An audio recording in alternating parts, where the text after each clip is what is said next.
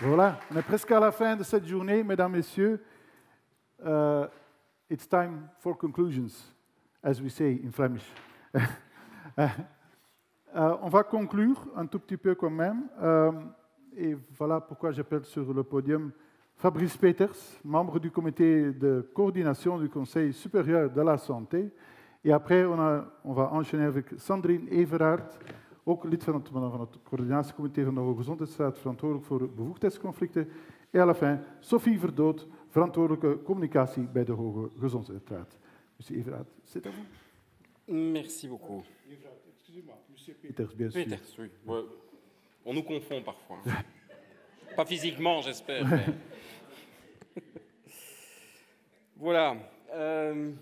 Merci de prendre le temps de rester jusqu'à la fin. J'ai la lourde tâche d'essayer de ne pas vous endormir et d'essayer de vous garder jusqu'à la fin, en tous les cas jusqu'à la présentation de Sandrine et Sophie. Aujourd'hui, c'est quel bouton? C'est le vert qui est là. Voilà. Comme Sandrine parle après moi, je voudrais simplement me présenter. Je suis docteur en médecine vétérinaire, je suis collaborateur scientifique au sein du Conseil et membre du comité de coordination du Conseil. Cette présentation est tout à fait personnelle, elle n'a pas été relue, revue par les autorités compétentes au niveau du Conseil, et je déclare que je n'ai pas d'intérêt et que si M. Van Giesegem ou M. Van Stertegem n'ont rien à ajouter, probablement je n'ai pas de conflit d'intérêt par rapport à la présentation de ce jour. Par contre, comme manager du Conseil, il est fortement probable que j'aie un biais de pensée et que je crois fermement que le Conseil supérieur de la santé, ça sauve des vies. Et donc, je pourrais peut-être déborder dans l'élan de générosité de mes paroles sur le Conseil. On m'a posé la question au bureau, mais c'est quoi les spécificités, etc. Il faudrait essayer de faire quelque chose là-dessus. Et je suis parti hier en me disant, pourquoi est-ce que je suis fier de travailler au Conseil supérieur de la santé ? Et donc, quelque part, peut-être pourquoi pourrions ou devrions-nous être fiers ensemble de travailler pour le Conseil supérieur de la santé ? Bien sûr, c'est 175 ans d'histoire. Sa lourde responsabilité de garder cette histoire et de la mettre au service du futur. Mais je dirais aussi, c'est pour toute la Belgique. Et donc, c'est aussi la richesse du choc des cultures, parfois, au Conseil, en francophone, en néerlandophone, entre universités d'un tel type ou d'un autre. Et donc, c'est toujours une richesse, c'est toujours une force, et il ne faut jamais considérer ça comme qu'une faiblesse. Et donc, ça, c'est quelque chose qui est très moteur chez moi pour travailler au Conseil. Je laisserai Sandrine, bien sûr, vous parler longuement d'indépendance, d'impartialité et de transparence.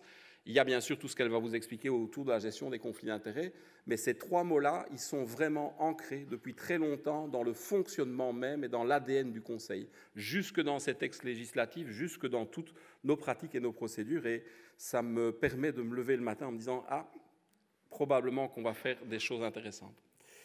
Alors, l'expertise, la multidisciplinarité, on ne va pas en reparler longuement, beaucoup d'orateurs en ont déjà parlé ce matin. Moi, je dirais que le défi de l'expertise, de la multidisciplinarité, c'est que dans le réseau du Conseil, dans le Conseil, il y a encore des silos. Et donc, notre objectif, c'est de casser ces silos au sein des groupes de travail, casser ces silos au sein des domaines du Conseil, avec des expertises transversales, des domaines transversaux, des sujets de recherche transversaux, mais bien sûr aussi casser les silos entre le Conseil et d'autres institutions partenaires. Et le plus gros ou les plus gros silos à casser sont pour moi les silos politiques, parce qu'avec 9 silos de la santé, 4 silos de l'environnement, et encore le nombre de silos politiques que l'on a, si on veut vraiment avoir des avis qui sont impactants et qui sont repris, eh bien, il faudrait essayer de couper ces silos à ce niveau-là. Alors, je voudrais m'attarder un petit peu sur pourquoi je suis fier d'être au Conseil grâce au consensus. Alors, on oppose toujours un petit peu, oui, mais le Conseil fait du consensus, et puis il faut de l'evidence-based, il faut de la médecine, Eh bien non, je ne pense pas. Je pense que le consensus, ce qu'on développe depuis des années, c'est vraiment une richesse clé et qui va être de plus en plus importante dans le futur. Pourquoi est-ce qu'elle va être de plus en plus importante dans le futur ? Parce que beaucoup d'orateurs et oratrices nous ont dit aujourd'hui, le monde, il va être de plus en plus complexe, il va être de plus en plus global. Et donc, qu'est-ce que ça veut dire ? On va avoir beaucoup de variabilité, on va avoir beaucoup d'incertitudes. Le monde, il va aller de plus en plus vite, il va évoluer de plus en plus vite. Et donc, ça veut dire qu'on va arriver dans des périodes où on n'aura pas d'évidence scientifique, parce que quand les choses changent et quand elles évoluent vite, mais il n'y a pas d'évidence scientifique au début, en tous les cas, elle n'est pas encore produite. Enfin, on risque peut-être, malheureusement, de subir encore des crises, petites, locales, majeures, mondiales. Et donc, en cas de crise, on va devoir répondre de façon urgente. Eh bien, quand un organe d'avis scientifique doit, de façon urgente, répondre à des problèmes complexes avec de l'incertitude, de la variabilité et en absence d'évidence scientifique, je vous défie de faire ça autrement que par le consensus. Et donc, le consensus de groupes d'experts solides, indépendants, qui se mettent d'accord sur une position, on va en avoir de plus en plus besoin. Donc, je pense que nos méthodes sont bonnes, ou en tous les cas, sont adaptées aux défis du futur. Réactivité, flexibilité, efficience, s'adapter aux demandes, etc., c'est une nécessité. Alors, c'est une nécessité en cas de crise, le Covid nous l'a montré, rapidité, efficacité, réactivité. C'est une nécessité aux demandes urgentes du politique, arriver avec un gros avis de 600 pages bien argumentant 4 mois après que la décision ait été prise, ça ne sert pas à grand-chose. Il faudrait peut-être faire un plus petit avis plus rapide. Mais par contre, c'est dangereux, parce que utiliser trop ça, c'est aussi une réponse imparfaite au « mon avis, je veux as soon as possible ». Parce que parfois, le degré d'urgence du politique, le degré d'urgence, il n'est pas vraiment un degré d'urgence de santé publique ou un degré d'urgence réel. Et donc, il faut faire attention à ne pas tomber dans la facilité. Et bien sûr, c'est aussi une réponse imparfaite au « toujours plus avec encore moins ». Et donc, il y a un moment donné où on ne peut plus faire plus avec moins, et que donc, avoir de la flexibilité, etc., ça peut mettre en danger la crédibilité, la solidité de nos avis et de nos recommandations scientifiques. Je vois que j'ai déjà quasi passé les 5 minutes sur cette dia-là, donc je vais avancer un petit peu. Qualité et innovation, je n'en parlerai pas, mais malheureusement, on n'a pas beaucoup le temps d'en faire. On essaye de garder cette qualité, on essaye de garder nos standards, mais on n'a pas beaucoup de ressources et de moyens d'innover et de consacrer du temps à l'innovation, et c'est un regret un petit peu. La science, je n'en parlerai pas puisqu'on en a parlé toute la journée, mais bien sûr, c'est un socle indispensable à nos travaux, aux décisions politiques et à la solidité de nos avis de consensus. Communication, impact de nos avis, je laisserai Sophie vous en parler de façon beaucoup plus longue, mais voici les raisons pour lesquelles je suis fier, et nous devrions peut-être fiers de travailler pour le Conseil supérieur de la santé. Alors là, je risque de vous perdre un peu, parce qu'il y a des chiffres. Alors, je vous demande d'être attentifs, je ne vais pas vous assommer de chiffres, mais je vais poser des questions à la fin, donc voilà.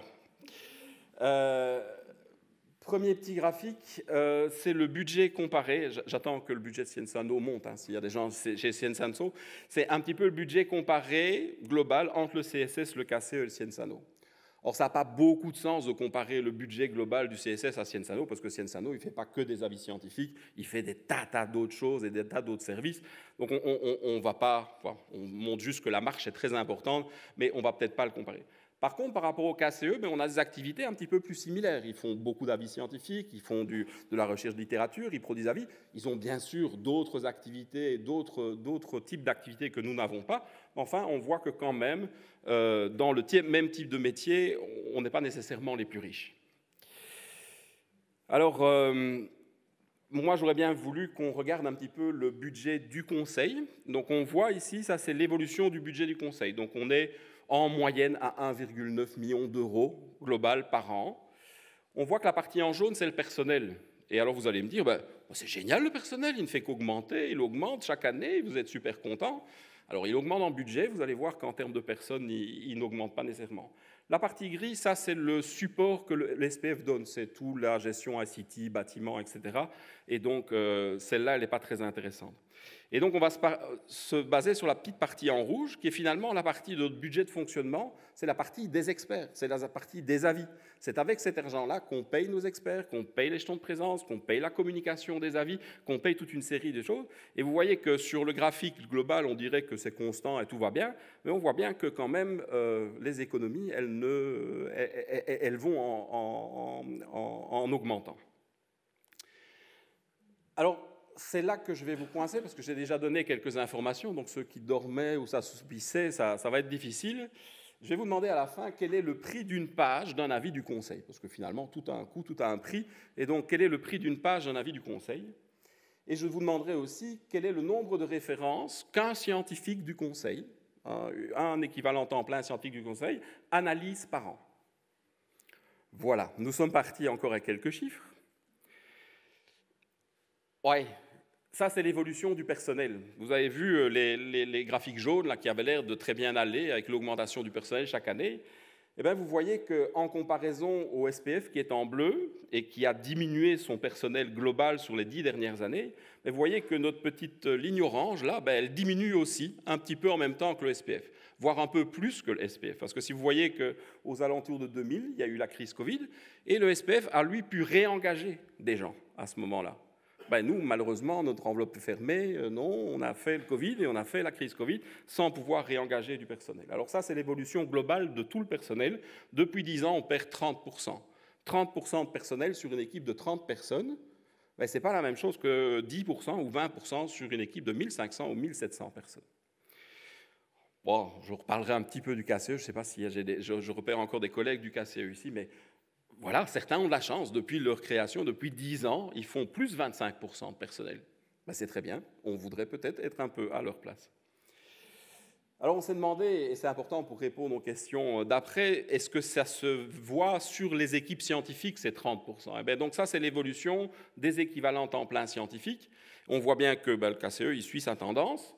Le SPF, il a fortement chuté un peu comme nous au 2020, et puis on voit que sa courbe en bleu, avec la crise, il a fortement réengagé. Or, nous, il y a une espèce de petite anomalie, là, un petit château de sable. Ça, c'est finalement 2 managers qui ont pris des fonctions scientifiques pendant la crise Covid et donc qui ont essayé de donner un coup de main à l'équipe, mais globalement, l'équipe, elle n'a pas changé, elle a continué à diminuer. Et donc, on essaye de la stabiliser, mais ça se fait aux dépens des fonctions administratives, des fonctions de communication, des fonctions de traduction, et donc ça augmente la charge sur nos scientifiques aussi, et ça ne nous permet pas d'être aussi efficients. Et donc, globalement, on a un petit 11, là, on a 11 scientifiques en moyenne sur ces 3 dernières années, ces 10 dernières années. Alors, le dernier chiffre et le dernier graphique, pourquoi est-ce qu'on parle du nombre de pages, du nombre de références? Finalement, nous, on est une usine à faire des réunions, une usine à faire des consensus, une usine à gérer un réseau d'experts, parce que le conseil, c'est un réseau avant tout. Mais notre production, c'est des avis. Et donc, quelque part, le nombre de pages d'avis, ça voit un petit peu si on travaille ou pas. Écrire des pages, écrire sa vie pendant des heures, ça n'a pas d'intérêt. Il faut des parts scientifiques qui soient référencées, qui soient contrôlées, et donc quelque part suivre aussi l'indicateur du nombre de références que l'on analyse sur une année et que l'on synthétise pour les politiques, c'est peut-être un indicateur intéressant. Alors voilà un petit peu l'évolution de ces indicateurs sur ces dernières années. Vous avez vu qu'en 2023, on s'est un peu reposé, il fallait un peu souffler, donc on a parfois un peu des années un peu plus creuses, il y avait des années plus hautes, et donc globalement, on produit 998 pages d'avis par an, d'avis du Conseil supérieur de la santé, et on analyse, on recense, on lit plus ou moins 1505 références scientifiques par an, avec notre équipe de scientifiques. Voilà, j'en ai fini avec les chiffres, on passe au quiz. Je vous ai demandé quel était le nombre de références que l'on analyse par scientifique et par an.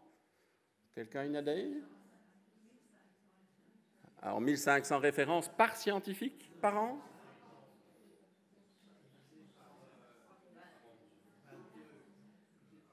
Un petit 11 là qui bougeait. Allez, on y est.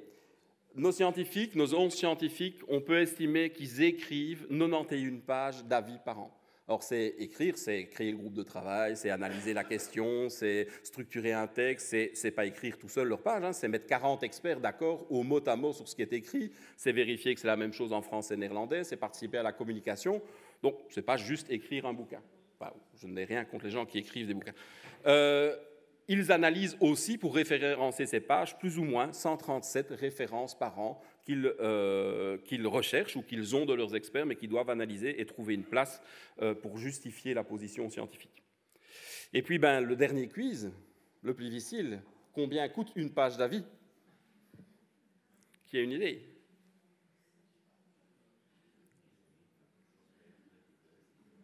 Ouais, mais ça, c'était sur sa première dia où il n'a pas montré le budget. 250 €? Eh bien, une page d'avis au conseil coûte 1900 €. Ça, c'est l'investissement d'une page d'avis. Alors, c'est la rédaction de la page, c'est sa communication, c'est tout. Mais une page d'avis coûte 1 900 €.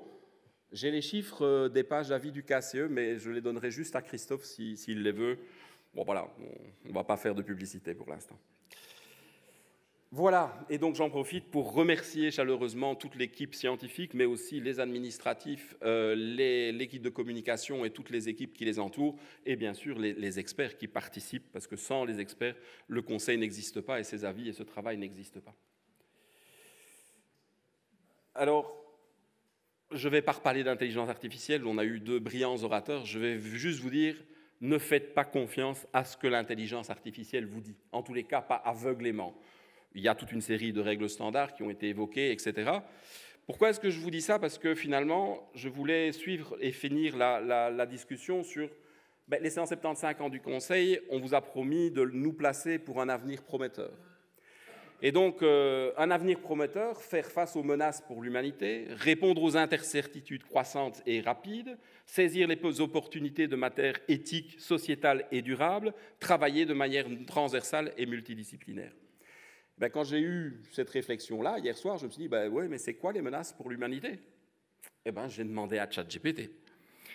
Alors mes collègues me diront, tu as encore écrit un mail comme ça, et puis tu as donné une réponse. Oui, il m'a donné une réponse très structurée, avec 9 critères qu'il a analysés, etc.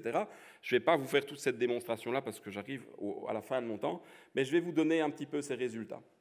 Et donc, je lui ai demandé de classer, sur base des 9 critères qu'il a choisis, et évaluer les 30 menaces les plus importantes pour l'humanité. Et vous verrez que dans ces menaces, on va retrouver énormément de mots que l'on a entendus aujourd'hui dans la journée. Et donc, mon travail a été après de dire, OK, ça c'est son avis, je ne dis pas qu'il est juste, hein, on a une intelligence collective de notre réseau d'experts, donc on va pouvoir analyser ça, critiquer ça par nos experts, voir s'ils sont d'accord. Mais moi, je voulais quand même, sur cette première base-là, me dire là où le Conseil est bien placé ou moins bien placé. Eh bien, vous verrez que toutes les lignes en vert, c'est des domaines pour lesquels je pense qu'on est bien placé pour répondre à ces questions et ces exigences, parce qu'on a l'expertise, on a le réseau.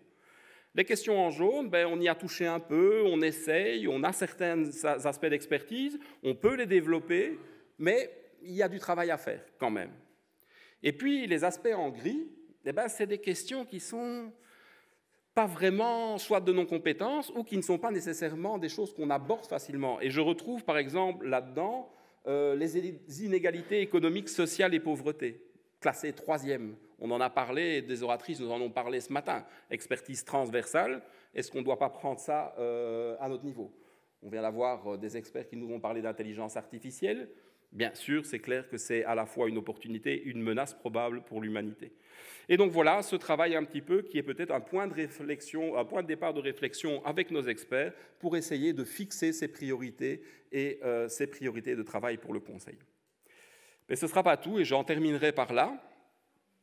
Parce que dans 175 ans, peut-être que je serai toujours là, enfin peut-être robotisé un peu comme ça, ou derrière, dans un écran, plus derrière un écran.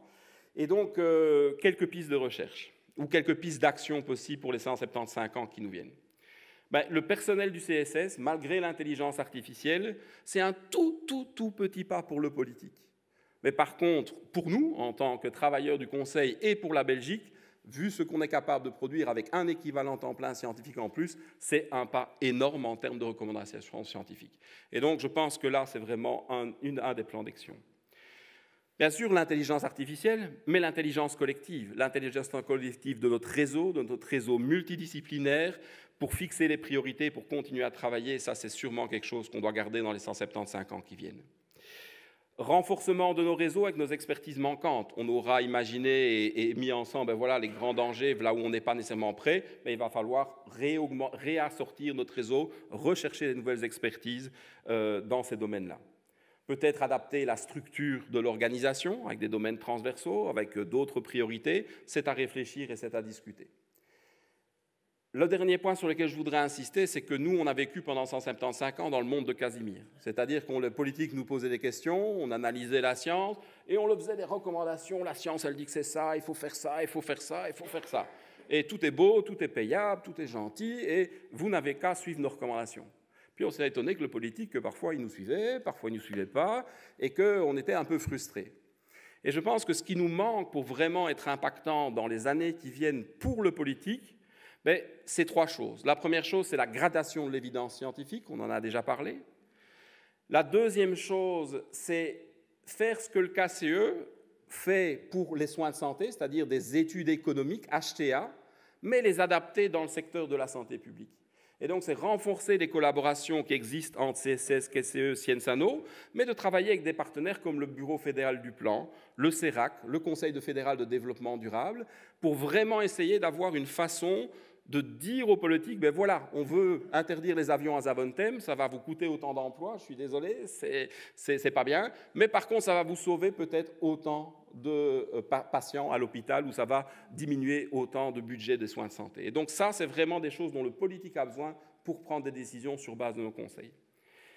Et enfin, la troisième chose, grader l'évidence, c'est sûr, financier et évaluer les impacts financiers, c'est sûr, pour que le politique puisse mieux décider, mais il faudra aussi trouver un système de gradation de nos recommandations sur les enjeux climatiques, sur l'environnement. Et il existe des systèmes de gradation où une intervention politique, on va alors lui donner un certain impact positif, négatif sur le climat ou sur les 9 limites de la planète. Et voilà, on a un orateur qui nous a parlé des 9 limites de la planète. Je pense que ces 9 limites de la planète, c'est vraiment quelque chose qu'on doit probablement, dans le futur, intégrer, pas comme ça, juste pour en parler, mais vraiment dans notre mission, dans notre vision, dans notre valeur. Et donc, on doit vraiment guider l'ensemble de nos travaux et de nos publications scientifiques avec ces enjeux du futur. Je vous remercie pour votre attention.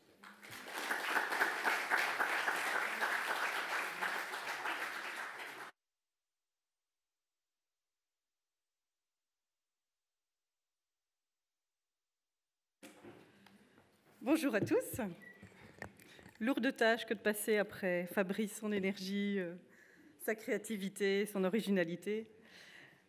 Moi, je vais vous parler du sujet, un sujet qui est très important pour le Conseil supérieur de la santé et qui me tient particulièrement à cœur. C'est la gestion des conflits d'intérêts et la confidentialité dans le processus, qui est essentiel pour garantir que nos avis scientifiques y gardent une crédibilité, une intégrité et que ces valeurs qui sont indispensables aux décideurs politiques pour garder leur confiance et faire avancer tout ça. Dans ce slide-ci, je vous remets un petit peu un reminder. Je pense que beaucoup de nos experts ont déjà vu ce schéma, l'iceberg, qui représente la force de notre réseau, mais aussi qu'il y a une partie émergée qui est beaucoup plus petite. C'est celle qu'on connaît, c'est le personnel du CSS. Fabrice en a parlé, on n'est pas très nombreux. Les experts du collège, du bureau, notre président, les vice-présidents, peut-être les experts nommés, les 300, mais il y a une force, un réseau en dessous qui est énorme. Il y a une force de travail qui est immense. Fabrice a donné pas mal de chiffres. En 2023, on a fait quand même 275 réunions scientifiques, rien qu'avec notre petit personnel, nos 11 scientifiques. On a 2 processus clés, émettre des avis scientifiques, bien sûr, et gérer des conflits d'intérêts. Alors, ça fait près de 15 ans maintenant que le Conseil s'est engagé dans une démarche assez rigoureuse pour garantir l'intégrité, l'indépendance et la transparence de nos avis scientifiques. Et c'est 3 des valeurs clés du CSS. Et pourquoi est-ce que c'est si crucial? Pourquoi est-ce que c'est si important? C'est parce que nos avis scientifiques, ils ont évidemment un impact sur les politiques de santé publique. Et pour maintenir une crédibilité et garantir la confiance du public et des pairs, nous devons protéger cette intégrité scientifique et éviter toute influence commerciale dans nos décisions. La transparence des sources de financement, la stricte séparation des activités de recherche et des sources de financement industrielles, c'est ça qui va finalement augmenter notre crédibilité et permettre aux politiques d'avoir des décisions en matière de santé publique qui soient éclairées parce qu'ils se basent sur des avis qui sont fiables. Pour conclure par rapport à cette importance, si l'évaluation elle est perçue, si elle n'est pas indépendante, ou pire, si elle n'est pas perçue comme indépendante, eh bien, même si on a un avis scientifique qui est hyper bien argumenté scientifiquement, il ne sera pas crédible. Et donc, dans ce cadre-là, c'est super important. Au début de ce processus de gestion de conflits d'intérêts, on avait élaboré une espèce de philosophie basée sur 7 principes fondamentaux qu'il faut bien comprendre pour voir notre manière après d'articuler ces 7 principes dans le concret. Le premier, la difficulté d'être expert sans intérêt. Par nature, nos experts ont des contacts variés, des collaborations multiples. Ouais, ça entraîne inévitablement des liens d'intérêt. Deuxièmement, un lien d'intérêt, ce n'est pas nécessairement un conflit d'intérêt. Il ne faut pas faire des jugements hâtifs. Le conflit d'intérêt, il sera seulement en fonction d'un scope, d'une question précise, mais il n'y a pas un expert qui est en conflit d'intérêt d'office par rapport à toutes ces activités.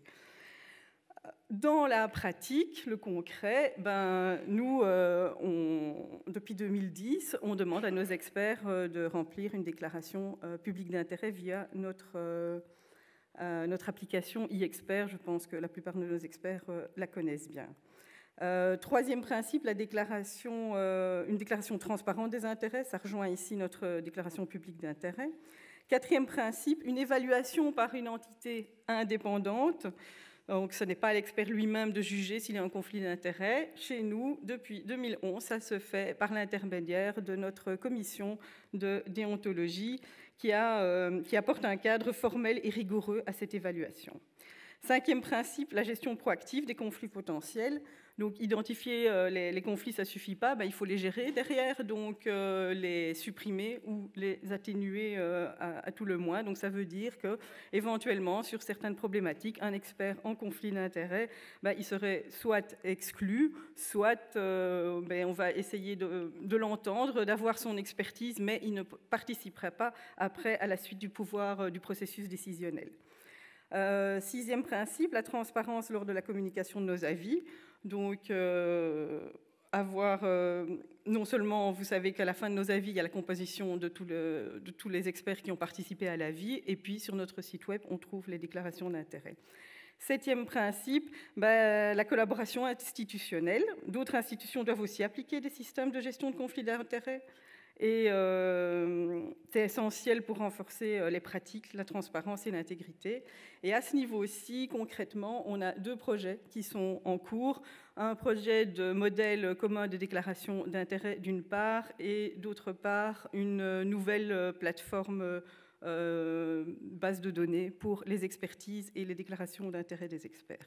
Et par rapport à peu près à tous les principes, on s'appuie sur la loi de transparence dont a parlé déjà le professeur Neve en début de journée, qui est sortie fin 2013, sans arrêtés royaux d'application, donc effectivement, elle n'est pas tout à fait applicable. 2016, elle a été révisée, toujours pas d'arrêté d'application.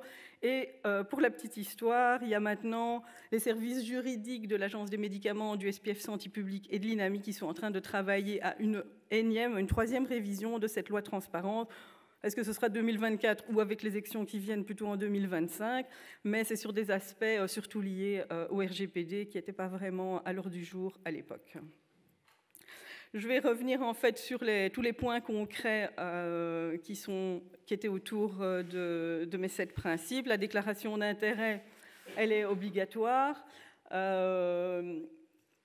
Les rubriques qu'on vous demande, il y en a 10 là, je ne vais pas passer en revue, c'est du classique, c'est un peu ce qu'on demande un petit peu partout, dans toutes les institutions internationales y compris, c'est rien de spécial. Ce qui est spécifique chez nous, c'est que ces déclarations, elles sont complètes et accessibles sur notre site web.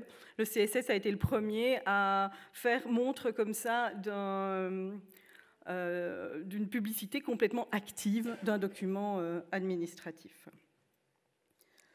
Gérer les conflits d'intérêts, ça c'est le job de la commission de déontologie. Ça passe par quoi? Établir d'abord des règles d'évaluation. On a revu une grille d'évaluation qu'on utilise pour tout faire depuis en 2023. Analyser les dossiers, les nouvelles demandes avant qu'on ait une composition de travail, se poser les questions qu'est-ce qui pourrait arriver comme conflit d'intérêts potentiel en réfléchissant à quels peuvent être les impacts sociétaux, économiques, financiers, sociétaux. Et puis l'évaluation en tant que telle des groupes de travail, dont tous les experts passent à la loupe de la commission de déontologie et on évalue ça sur base des déclarations générales et ad hoc. Troisièmement, des questions complètement en dehors, soit les experts qui viennent nous poser des questions, soit des problématiques qu'on veut prendre nous-mêmes en main. La commission de déontologie, elle n'a pas un avis contraignant, elle vient le présenter au bureau, c'est lui qui décide, mais bien sûr, elle a une certaine autorité sur toutes les questions déontologiques.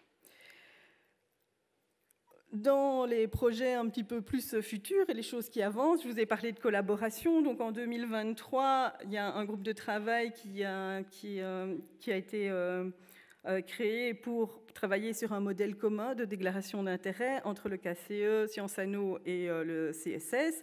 On arrive plus ou moins en fin de projet, donc le modèle vers lequel nous sommes arrivés doit encore passer l'accord de nos instances décisionnaires. Ce qui est vraiment intéressant par rapport à ce projet, c'est que s'il y a 3 institutions qui sont déjà d'accord, c'est une très bonne base pour l'un des arrêtés royaux d'exécution de la loi de transparence, qui n'existe pas, je vous le rappelle, et il y a donc un de ces arrêtés royaux, c'est un modèle commun de déclaration. Donc une fois qu'on sera vraiment d'accord là-dessus, on peut revenir toquer à la porte du ministre et insister là-dessus. Un autre projet qui est assez enthousiasmant pour l'instant, c'est une nouvelle plateforme pour les déclarations d'intérêt. Donc c'est un projet qui est en co-direction finalement entre le SPF Santé publique, qui est dans ce projet représenté par le CSS parce que c'est nous qui avons le plus d'expérience dans tout ce qui est déclaration d'intérêt, et l'Agence des médicaments. Donc c'est une plateforme qui est vraiment dédiée à la transparence. Ses objectifs, ils sont au nombre de 4. Cartographier l'expertise des scientifiques belges en matière de santé. Alors là, c'est vraiment un truc qui va beaucoup plus loin que notre e-expert actuel. Donc tous les experts en matière de santé pourraient être dedans et on retrouve quelles sont leurs expertises. On peut faire des recherches là-dessus. Bien sûr, déclaration d'intérêt, ça, c'était aussi une des bases. Et une efficacité qui est renforcée avec une diminution du travail de l'expert. Pourquoi ? Parce qu'au plus, il y aura d'institutions, pour l'instant, il y a que l'Agence des médicaments et le SPF Santé publique, mais bien sûr, l'objectif, c'est que ça s'ouvre à toutes les institutions de santé.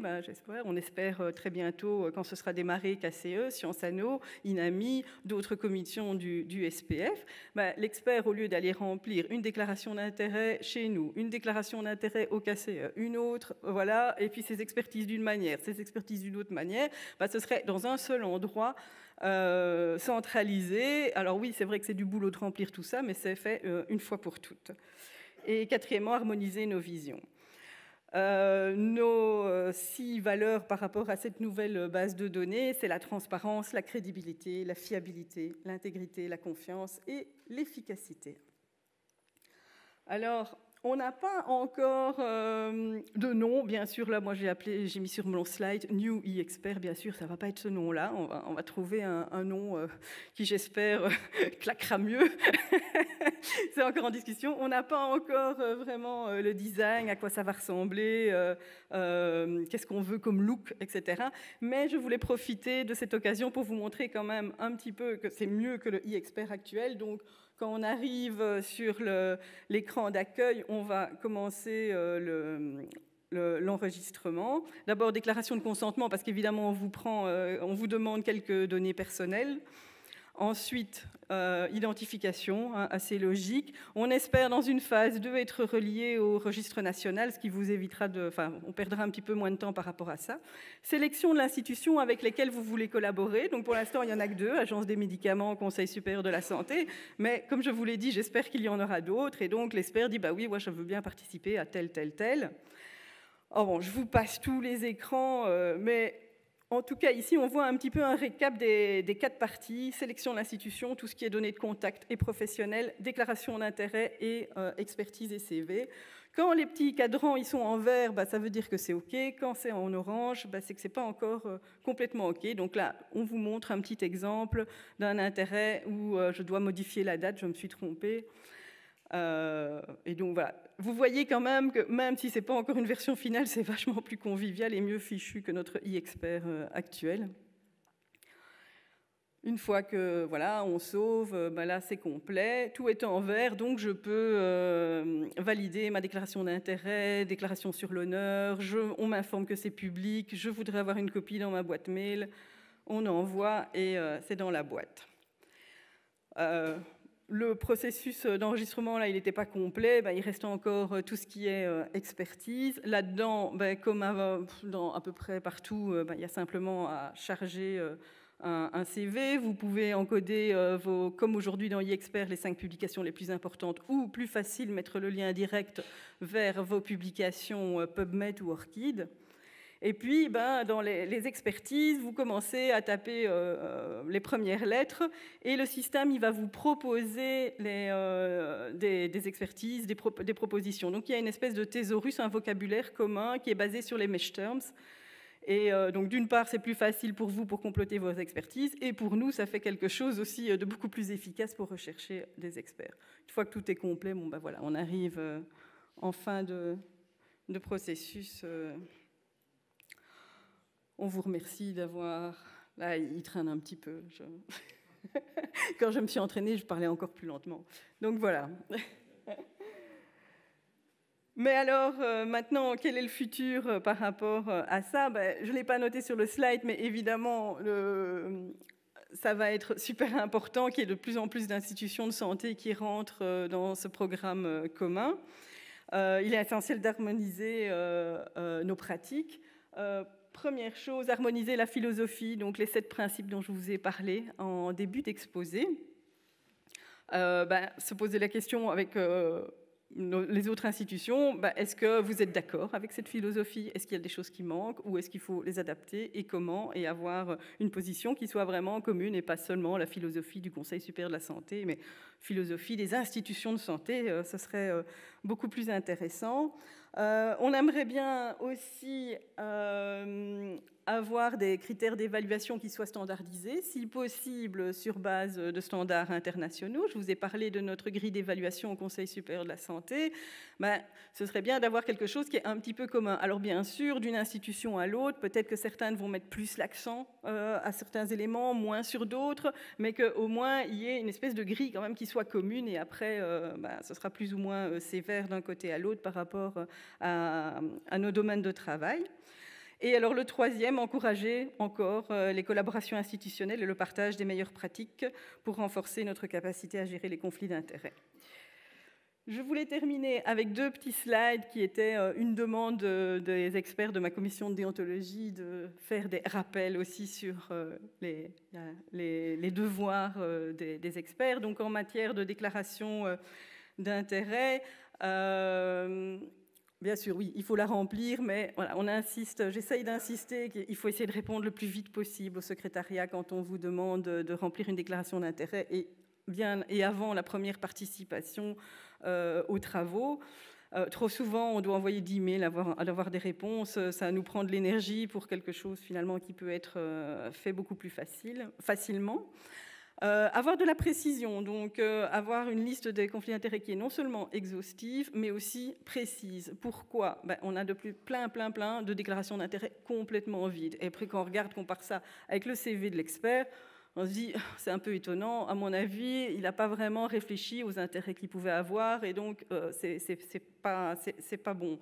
Si le manque de précision, c'était parfois tellement imprécis que régulièrement, lorsqu'on fait les évaluations en commission de déontologie, on me demande de renvoyer des mails aux experts en demandant un petit peu plus de précision. Donc si c'était fait dès le départ, ça améliorerait notre efficacité, puis la vôtre, parce que vous ne devriez plus répondre à des questions derrière. Chaque fois que vous vous engagez dans un nouveau dossier, réfléchissez à votre liste d'intérêts. Est-ce qu'il n'y a pas des choses qui doivent être vues? Est-ce que c'est bien complet? Si je dois le faire, je remets à jour ma déclaration d'intérêt et de toute façon au moins tous les 3 ans. En cas de question, de doute, n'hésitez pas à nous consulter, la commission de déontologie. Important de dire que ce n'est pas du tout une remise en question de votre intégrité personnelle, mais c'est toute la crédibilité du Conseil qui est en jeu.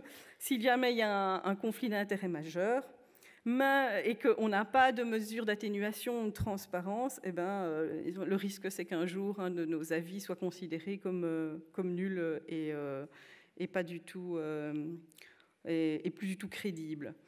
Deuxième point, c'est la confidentialité, et ça, c'est quelque chose, une évolution qu'on remarque de plus en plus d'année en année. Donc, quand l'expert s'engage à travailler pour nous, il s'engage à respecter la confidentialité de toutes les données échangées, reçues pendant ses activités au conseil. On se rend compte qu'il y a de plus en plus de fuites dans la presse, vers les autorités, vers les cabinets politiques, vers les firmes. Donc, finalement, il y a plusieurs problèmes. De un, il y a des données sensibles qui pourraient être perdues. Ça va diminuer la crédibilité et la confiance de nos parties prenantes. De deux, si en groupe de travail, je me rends compte que ce que je raconte va être sorti de son contexte, ça va couper la liberté d'expression et ça va rendre les débats beaucoup moins pertinents et beaucoup moins utiles.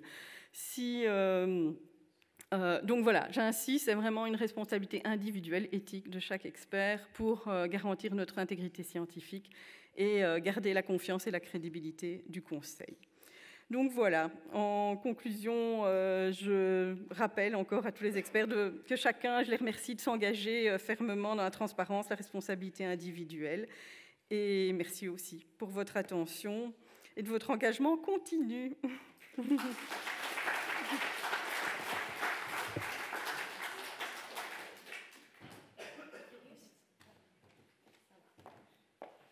Voilà. Goedemiddag allemaal. Ik ben dan de laatste die een officieel praatje mag doen vandaag. Mijn naam is Sophie, ik ben de communicatieverantwoordelijke bij de Hoge Gezondheidsraad. Dus ik heb het geluk dat ik het over iets mag hebben dat jullie allemaal kennen. Iedereen communiceert. Maar communiceren vanuit de Hoge Gezondheidsraad, ja, dat is wel iets anders. Maar gelukkig wel een heel interessant onderwerp om de dag van vandaag mee af te sluiten. Ik ga mijn best doen om er het laatste beetje aandacht dat jullie nog hebben nog uit te persen. We gaan er iets interactiefs van proberen maken. En ik ga ook proberen, zonder veel te snel te praten, mijn excuses voor de vertalers, om er een beetje vaart in te steken, want ik denk dat we allemaal ook wel een glaasje kunnen gebruiken. Voilà, dat gezegd zijnde. Die slide kan ik al overslaan. Ik wou het kort even hebben over een heel bekend communicatiemodel. Ik denk dat iedereen die de lagere school heeft afgewerkt dit model moet kennen, maar bij sommigen is het misschien wel al even geleden. Dus ik haal het toch graag nog even boven. Wat is communicatie? Een zender zendt een boodschap via een bepaald kanaal of een bepaald medium uit naar een ontvanger. En dat alles gebeurt in een bepaalde maatschappelijke context, met een bepaalde timing, met een bepaalde frame. Dat is wat we het communicatiemodel noemen. Er gebeurt daar in het beste geval ook nog wel een terugkoppeling. Vanaf dan kunnen we van een dialoog, een gesprek spreken. En dan kan heel de cirkel weer opnieuw van start gaan.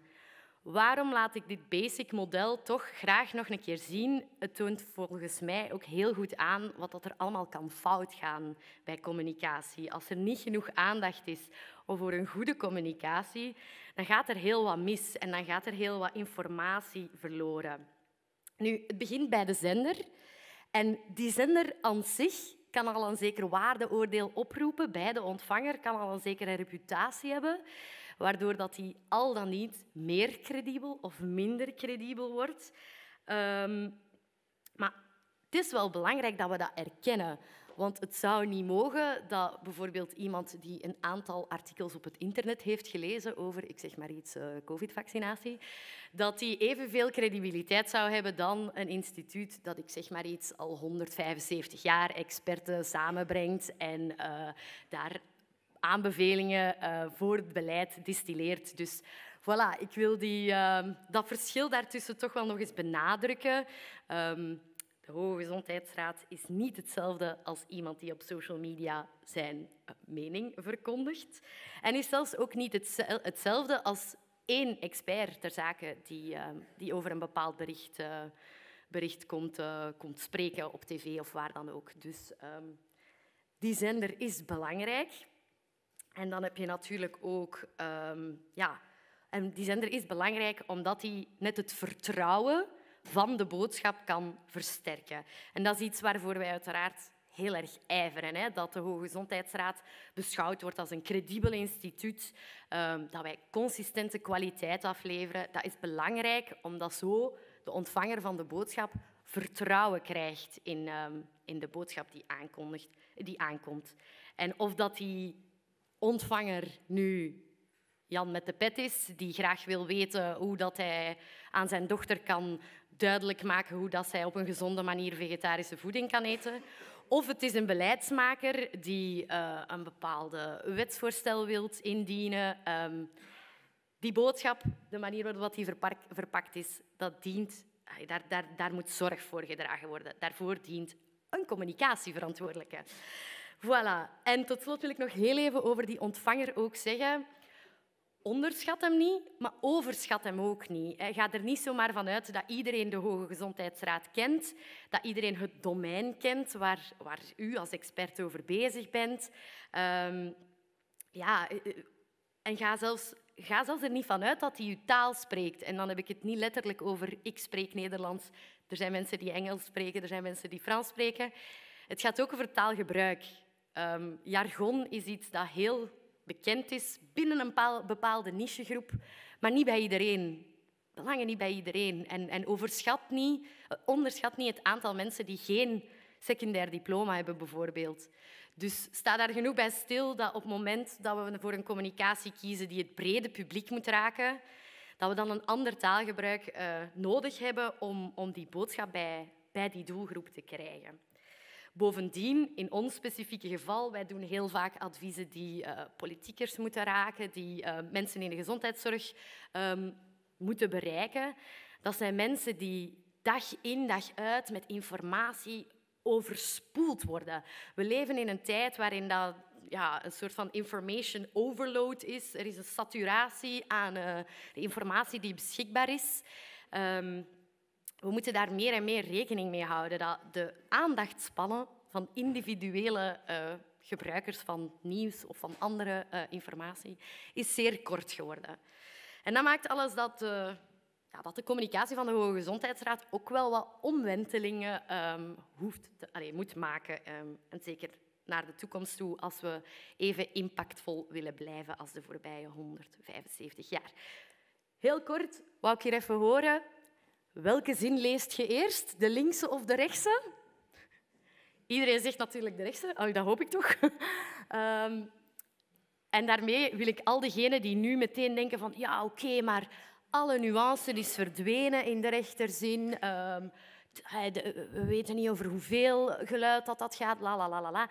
Ik ben zeker geen voorstander dat alle communicatie kort en krachtig moet zijn, maar ik wil pleiten voor een en-en verhaal. Het is echt belangrijk, zeker voor de adviezen waarmee we echt veel impact willen creëren of waarvoor we echt iedereen willen bereiken, dat onze complexe adviezen dat die ook begeleid worden met een tekst die eigenlijk voor iedereen begrijpbaar is. En daarmee wil ik zeker niet zeggen dat die wetenschappelijke adviezen geen plaats niet meer hebben bij de Hoge Gezondheidsraad. Integendeel. Ik vind het zeer belangrijk dat die gedegen wetenschap dat die er is, dat er ook debat kan zijn daarover. Het gaat allemaal dus over die zender, medium, plaats, boodschap en ontvanger. De juiste boodschap op de juiste plaats. Voilà, ik denk dat ik mijn punt wel gemaakt heb. De vraag is dan, communicatie is belangrijk. Iedereen is zo wel mee, denk ik. Hoe doen we dat dan bij de Hoge Gezondheidsraad? Dat is nog wel een andere vraag. Momenteel zijn we vooral bezig met 6 pijlers. En de eerste daarvan is de website. Nu, we leven in digitale tijden. De website is eigenlijk het kruispunt van al uw communicatie. En zeker voor de Hoge Gezondheidsraad. De core business van de Hoge Gezondheidsraad is adviezen uitwerken. Waar vinden we die terug? Op onze website. Nu, korte vraag. Wie van jullie heeft in het voorbije jaar de website van de Hoge Gezondheidsraad bezocht?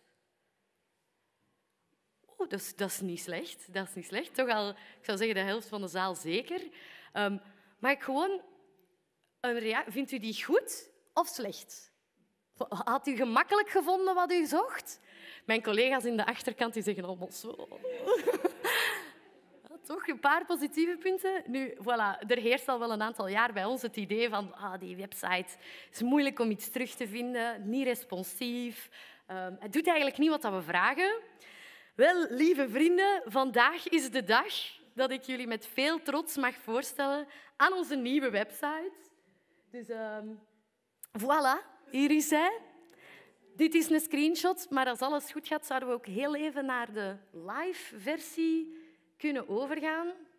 En zo niet, ik laat jullie allemaal even toe om jullie smartphone erbij te halen en te surfen naar www.hogegezondheidsraad.be ou en français www.conseilsupérieur-de-la-santé.be. En u zal zien, we hebben een website die leesbaar is op smartphones en die daaraan aangepast is. Dat is echt een verademing, als ik het zelf mag zeggen. Merci, merci. Voilà. Ja. Voilà, dus je ziet, er is veel vreugde bij ons voor die nieuwe website. Nu, ik wil er toch de kleine kanttekening bij maken dat het is op korte tijd echt supersnel gegaan voor die website. Dus verschiet er niet van als er hier en daar nog een paar links of zo niet werken. Je moogt mij die altijd melden. Of als je zegt van oei, dit is echt helemaal niet duidelijk of helemaal niet intuïtief, stuur mij gerust een mailtje. Dat is sophie.verdood@help.fcom.be. Dat komt ook nog wel ergens online. Is terug te vinden op onze nieuwe website trouwens, die contactgegevens. Dus geef mij gerust uw feedback. Vooral de zoekfunctie is enorm verbeterd. Dus oei, ik ben al verder. Dus neem zeker eens een kijkje. Waar ben je naar op zoek? Ik zie het graag binnenkomen. Voilà. Dan ging ik het eigenlijk ook nog heel eventjes hebben over de cijfers van de oude website. Maar goed, we gaan die snel vergeten. We gaan ervan uit dat het allemaal binnenkort nog veel beter gaat zijn. Ook de populaire adviezen, ja, dat was momenteel niet gemakkelijk om daar eigenlijk een goede lijst van te maken. Ik ga allemaal verbeteren met de nieuwe website. Dus volgend jaar sta ik hier nog met een veel uitgebreider cijferrapport over onze nieuwe website. Waar ik het wel nog kort even over wou hebben, is onze perscommunicatie. Het is een van de het is eigenlijk onze grootste pijler naast wat we doen voor digitale communicatie. Pers. Opnieuw een vraag. Wie van jullie heeft de voorbije, laten we zeggen, 3 maanden naar het journaal gekeken en gedacht, oh kijk, ze hebben het over de Hoge Gezondheidsraad. Bijna heel de zaal. Heel fijn, heel fijn. En dat is ook niet zo verwonderlijk, want... Oei, ja, daar komt dus pers. We hebben daar wel wat moeite voor gedaan. We doen daar wel wat moeite voor. Vorig jaar, ja, ik heb nu enkel de cijfers van 2023, 7 persberichten, wanneer er dus een nieuw advies komt, dat we dat ook breed verspreiden bij de pers, met duidelijke, korte, heldere boodschappen. 4 ondersteund met een persconferentie. In 2022 deden we het nog beter, want toen waren het er 9 met 4 persconferenties. Maar eigenlijk het interessantste cijfer, of dat vind ik persoonlijk toch het interessantste cijfer, is het aantal keer dat de woorden Hoge Gezondheidsraad of Conseil supérieur de la santé geschreven staan in de geschreven pers of mondeling vermeld worden in journaals of op de radio. Iemand een idee? In 2023, het is heel moeilijk om daar een inschatting van te maken, maar we werden maar liefst 1356 keer vermeld in de pers. Dat is een gemiddelde van 3,7 vermeldingen per dag, als je het over het heel België bekijkt, dus de 2 taalgebieden. Dat wil zeggen dat elke dag heb je bijna 4 keer de kans om onze naam tegen te komen. Hoe cool is dat? Om maar te zeggen, onze 175 jaar aan afleveren van kwaliteit, het is niet alleen wij dat af en toe opmerken. Dat is wel fijn. Nu, het wordt nog eigenlijk wel zotter, want Belga, dus het Belgische persagentschap die die cijfers voor ons destilleert, die plakt daar ook een waarde op, een financieel cijfer. Bijna 8,5 miljoen euro aan advertentiewaarde heeft die persaanwezigheid. Dat is superveel. Dus voilà, iets waar we zeker verder in moeten investeren. We bereiken dagelijks 1,1 miljoen mensen. Nu, ik geef toe, een advertentie dat heeft niet dezelfde impact dan een vermelding in een artikel. Maar het is toch mooi en denk ik wel iets dat we mogen vieren vandaag. Voilà. En om ook maar te zeggen dat het ook wel loont, alle energie dat we steken in het vertalen van die complexe wetenschappelijke adviezen naar iets begrijpelijkere taal.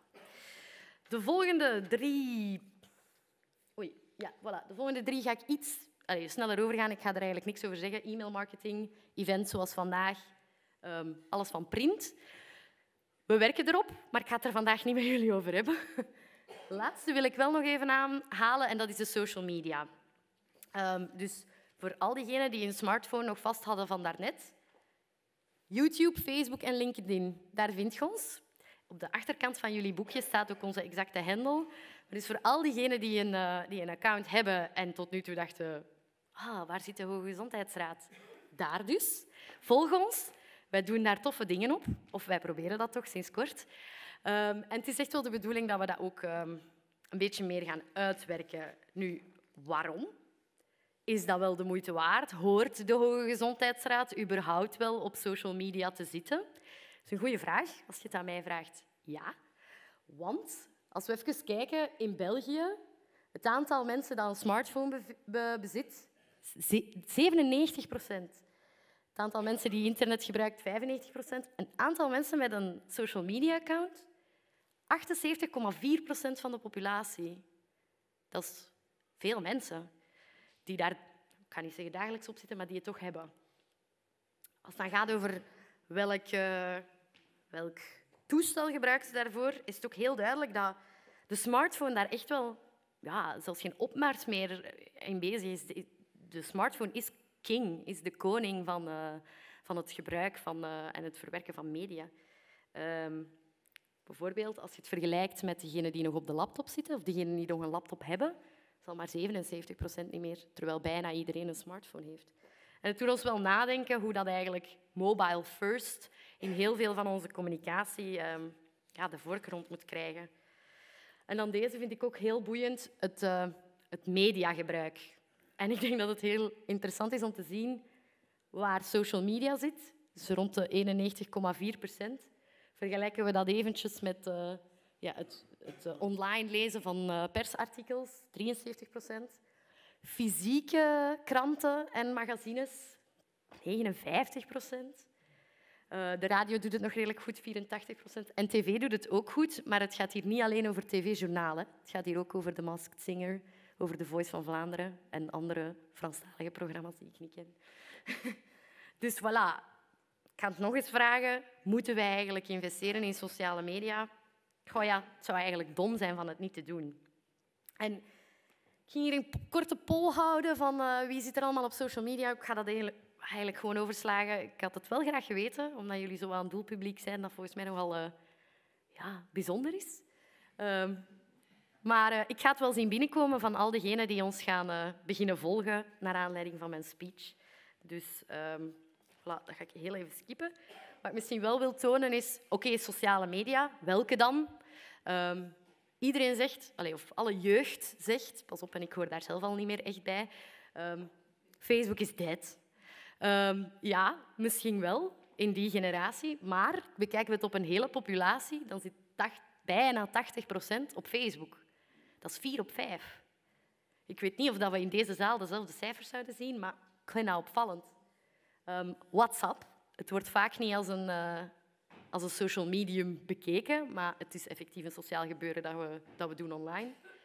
Heel populair. Facebook Messenger uiteraard ook. En dan Instagram, dat zijn zo de grote. YouTube was trouwens niet bij de opties hier. Dus normaal gezien scoort hij ook heel hoog, YouTube. Was hier niet, in deze enquête niet gevraagd. Maar dan zien we die andere interessante. Hè? TikTok, waar zoveel over gedaan wordt, hè? Zeker bij de federale overheid. 30%, niet slecht. 30% dat we dan toch missen op een of andere manier.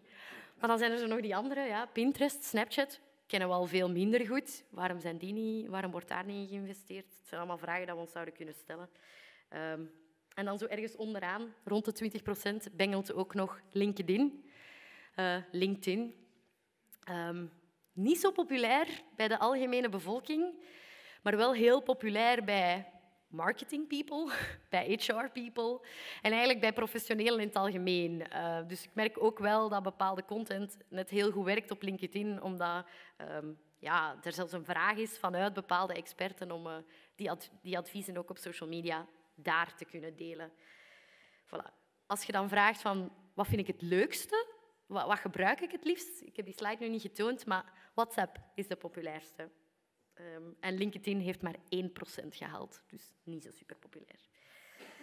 Goed, ik denk dat we het erover eens zijn. Social media, we kunnen daar niet mee rond. De vraag is dan wel een beetje, hoe doen we dat als Hoge Gezondheidsraad zijnde? Want wat werkt er op social media? Pubis, baby's. Werkt supergoed. Ik kan het weten, ik heb er net eentje gehad. Het is niet de mijne trouwens. Wat werkt er goed? Humor, memes, popculture. Dat werkt allemaal goed. Dat wordt gedeeld, mensen reageren daarop. Dat is allemaal plezant. Nu, als wij daar met een post komen van je mag niet te veel alcohol drinken of de luchthaven, dat is heel slecht voor je gezondheid. De reacties daarop zijn niet altijd even positief. Ik ga het eufemistisch stellen. De vraag is wel een beetje, hoe moeten we daarmee omgaan? Wat willen we daarmee? Willen we meer inspelen op die wereld van de social media en proberen wat creatiever te zijn? Of houden we het bij ons eigen, onze eigen brand, ons eigen merk en proberen we vooral door kwaliteit en toonaangevendheid of zo eruit te springen? Het is een vraag waar ik eigenlijk nog geen antwoord op heb. En de bedoeling was om eigenlijk hier een beetje te polsen van ja, wat denken jullie? En misschien moeten we deze toch nog laten doorgaan. Dus iedereen die een smartphone heeft, mag de QR-code even inscannen en dan kom je normaal gezien op een Mentimeter, heet dat dan. Of je tikt in www.menti.com en je vult de code in.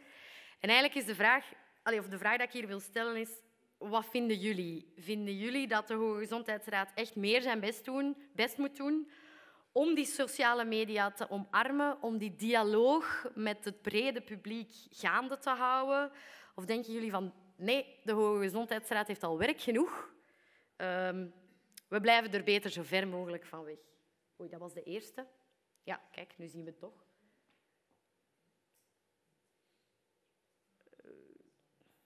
En dan zouden jullie normaal ook moeten doorklikken naar de tweede slide.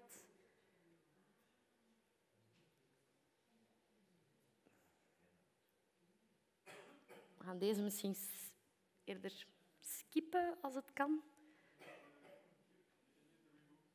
Sorry? Ik moet dat doen. Oké. Voilà. Waar zitten we ergens? Zeer benieuwd. Gaan we naar wegblijven of doen we toch van hoe meer hoe liever? Sociale media zijn the future. Ah ja. Kijk. Oké, we zien toch een lichte voorkeur naar hoe meer, hoe liever. Ik ga dan ook een oproep doen naar mijn management om er 10 social media managers bij aan te nemen. Voilà, we hebben wel al een poging gedaan om creatievere content te creëren. Ik denk dat we misschien terug naar mijn presentatie kunnen. Ja. En dat zijn deze leuke dingen. Jullie hebben ze waarschijnlijk hier en daar ook wel zien verschijnen. Ja, de vorige was even verloren, maar dus voilà. Pierre Krol en Kim Duchateau hebben voor ons vorig jaar hadden de vraag gesteld van kijk, we worden 175 jaar. Zien jullie dat zitten om daar iets over te tekenen? Wat denken jullie van de Hoge Gezondheidsraad? En dit is waar zij mee zijn naar ons gekomen.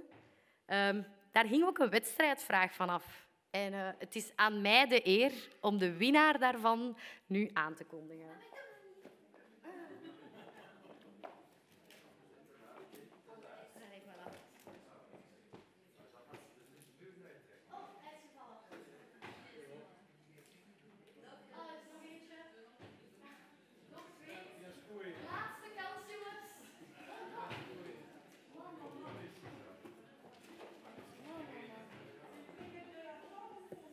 Ja.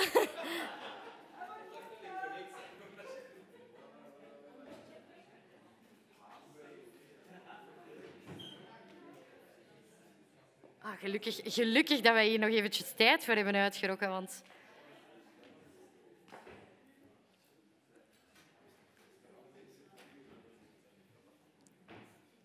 ik ga terwijl mijn laatste slide ook toelichten. Daarna zullen we dan overgaan tot de trekking van de winnaar. Maar ik wou het ook nog kort even hebben over wat brengt dan onze toekomst? Wat brengt de toekomst van de communicatie bij de Hoge Gezondheidsraad? Dus ja, een aantal concrete projecten. Onze cartoons gaan binnenkort op de socials verschijnen. Geef ons een like. Er staat een vernieuwing van de templates en de huisstijl op het punt van te gebeuren. Dus voilà, nieuwe website, nieuwe huisstijl. Het gaat allemaal komen. Met een beetje geduld, uiteraard. In het najaar van 2024 gaat er een videoreeks verschijnen over de rijke geschiedenis van onze Hoge Gezondheidsraad, onze 175 jaar. En er zijn nog meer ideeën. Gaan we een WhatsApp-channel opstarten, een LinkedIn-groep voor alle experten van de Hoge Gezondheidsraad. Allemaal ideetjes die er zijn. En dan meer in het algemeen. Ik kon het ook niet vermelden. Er is AI en die doet heel veel voor communicatieverantwoordelijken. Ik ben heel dankbaar dat het bestaat, maar ik ben ook heel benieuwd wat het nog gaat geven in de toekomst. We moeten werken aan een social media beleid. Zeker nu ik gezien heb dat daar eigenlijk een grote vraag naar is. Hoe gaan we om met hate speech, met bepaalde confirmation bubbles, dat soort zaken. Moet in een social media beleid komen. En ik ga het ook nog eens zeggen, net zoals dat al mijn collega's eigenlijk al gedaan hebben. We moeten nog meer inzetten op samenwerking. Er zitten hier heel wat mensen in de zaal van zusterinstellingen, mensen die ook bezig zijn met preventie, met communicatie via hun organisatie. Diegenen die mij nog niet kennen, voilà, je hebt nu een gezicht gezien. Bel mij gerust eens als je denkt van amai, dat is echt een project voor de Hoge Gezondheidsraad. Of wij willen iets doen met een advies van de Hoge Gezondheidsraad. Call me. En dan ga ik nu gewoon nog een... dan heb ik nog deze laatste quote. Science isn't finished until it's communicated. Neem het ter harte en integreer het in al het werk dat we doen bij de Hoge Gezondheidsraad. Voilà. Dan ga ik nu over naar de